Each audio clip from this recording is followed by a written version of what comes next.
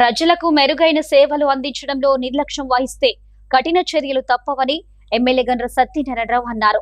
చిట్యాల మండల కేంద్రంలోని ఎంపీడీఓ కార్యాలయంలో ఎంపీడీఓ జయశ్రీ ఆధ్వర్యంలో నిర్వహించిన మండల స్థాయి సమీక్ష సమావేశంలో ఎమ్మెల్యే గండ్ర సత్యనారాయణరావు ముఖ్య అతిథిగా పాల్గొని సర్పంచ్లు, అధికారులు వర్షకాల పారిశుద్ధ్యంపై ప్రత్యేక దృష్టి సారించాలని ఆదేశించారు. గ్రామాల్లో అపరిశుభ్రతకు తావు లేకుండా మంచి వాతావరణం కల్పించి చెత్త తొలగింపు, మురుగునీటి పారుదల, పారిశుద్ధ్య కార్యక్రమాలను సమర్థవంతంగా నిర్వహించాలని సూచించారు.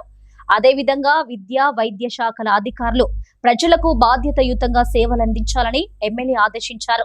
విధుల్లో నిర్లక్ష్యం, అలసత్వం ప్రదర్శించిన అధికారులపై సస్పెన్షన్ వంటి కఠిన చర్యలు తీసుకుంటామని స్పష్టం చేశారు. ఈ కార్యక్రమంలో additional collector Vijayalakshmi, special officer MRO Vasantha Rao, market chairman Gummadi Sridevi, వివిధ శాఖల అధికారులు, సర్పంచ్లు పాల్గొన్నారు. ఈ చిట్యాల నుంచి హై స్కూల్లకు పోయేటువంటి ప్రీ ప్రైమరీ స్కూల్ 47 ఉండే నియోజకవర్గంలో. ఈ 47 స్కూళ్లకు మనము ఇంటర్వ్యూలు జరుగుతున్నాయి. 18,000 నుంచి 60,000 వరకు ఉద్యోగాలు ఇవ్వడం, వంట మనుషులకి, అదేవిధంగా సూపర్వైజర్లకి, ఆ వ్యాన్లకు నడిపే డ్రైవర్లకు 72 మందికి ఎంప్లాయ్మెంట్ ఆఫీస్ నుంచి ఇస్కాన్ సంస్థ వారు ఎంప్లాయ్మెంట్ ఆఫీసర్ ద్వారా ఇవాళ ఇంటర్వ్యూలు అవుతున్నాయి, రిక్రూట్మెంట్ చేస్తున్నాం.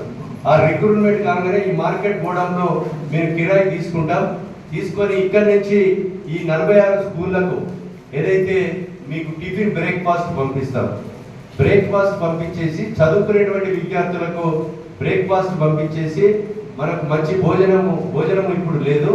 తెలంగాణ పబ్లిక్ స్కూల్లో భోజనం కూడా పెడతాం.